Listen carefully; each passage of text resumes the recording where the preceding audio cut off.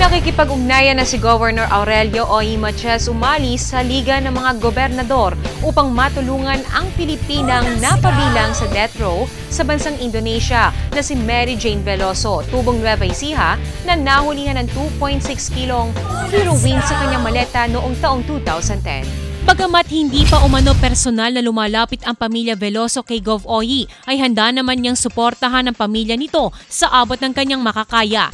We'll see kung paano, and meron namang ginagawa ang DFA natin, the National Leadership.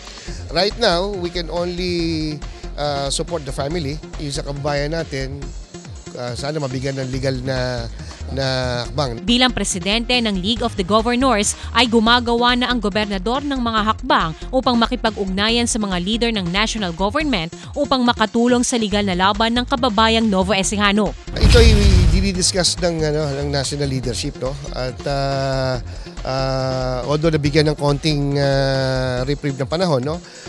Kita na ba natin na nakikipag-ugnayan? So tayo, Nueva Ecija, itong si Mary Jane, nakipag-usap na tayo sa liga, no?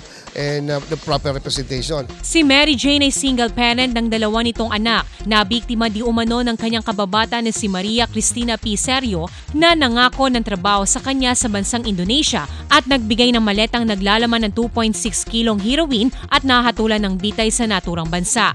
Tiwala si Gov. Oy sa aksyon na ginagawa ng gobyerno, partikular ang DFA o Department of Foreign Affairs, upang matulungang maialis si Mary Jane sa death row. Yung partisipasyon na yata niya ay parang hindi naman siya yung pinaka-mastermind kaya lang siya yung nahulihan. So siguro medyo we need to look into the international protocol dito, no? DFA is doing their job.